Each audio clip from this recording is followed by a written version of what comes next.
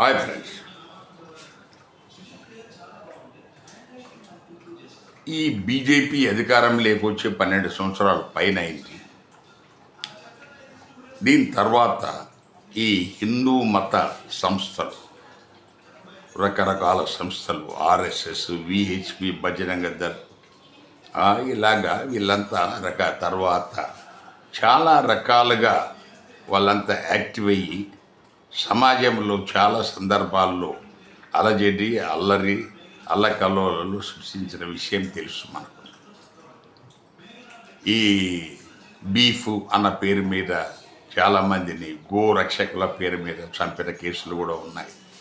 ఇవన్నీ వాటన్నిటి విషయంలో వాటన్నిటి గురించి చర్చించడానికి ఈ వీడియో చేయలేదు.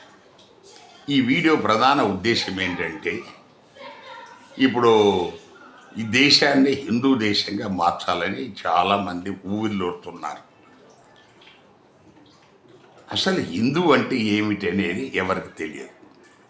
హిందూ అంటే హిందే, హిందూ అంటే హిందూ అంటే అది నడుస్తుంది. What is Hindu? ఎక్కడ నిర్వచించారు? ఏదన్నా గ్రంథంలో, మత గ్రంథంలో ఉందా? భగవద్గీతలో ఉందా? వేదాల్లో ఉందా? లేదు కదా. హిందూ అనే పదం ఎక్కడ లేదు. మరి ఎక్కడి నుంచి పుట్టుకొచ్చింది? ఈ దేశం ఉన్న వాళ్ళంతా హిందువులు ఎట్టయ్యారు? ఈ దేశ ప్రధాన మతము హిందూ మతం ఎలాగైంది తెలియదు. వాళ్ళు ఎవరో స్వాములు చెప్పారు వీళ్ళు.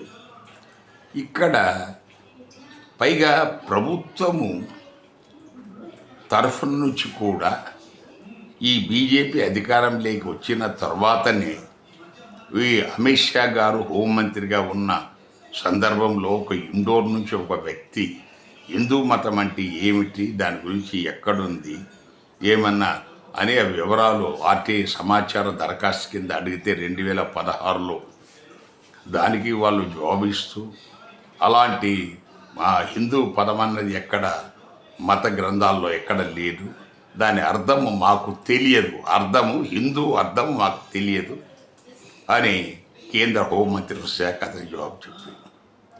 ఇది మీడియాలో వచ్చింది, అందరికి తెలుసు, చాలామంది చదివి ఉంటారు.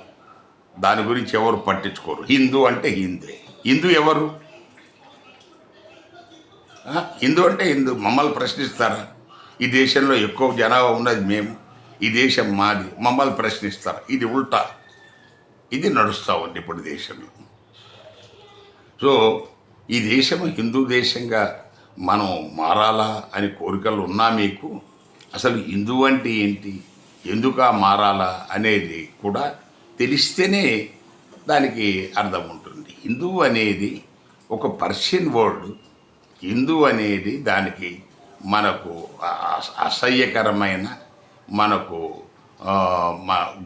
అగౌరవపదమైన అర్థం వచ్చేలా ఉంది అని చెప్పే స్వాములు కొంతమంది ఉన్నారు.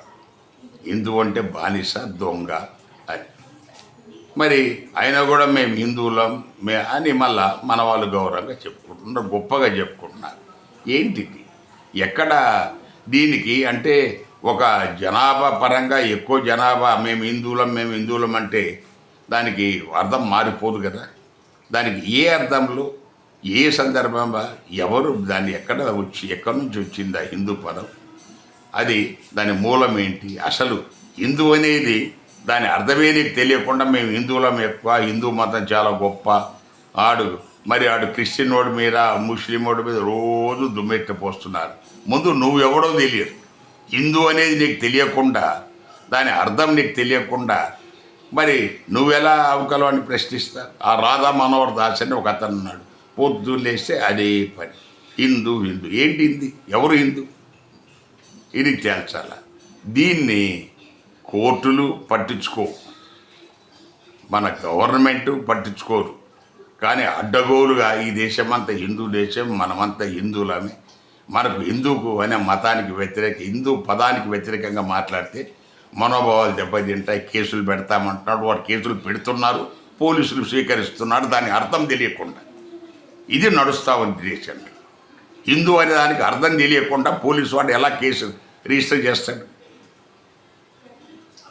అది మనోభావం దెబ్బతిన్నదని ఎలా చెప్తావు?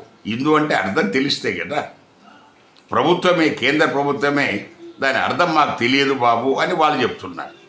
వాళ్ళు తెలియనప్పుడు మీరెవరు కేసు పెట్టడానికి?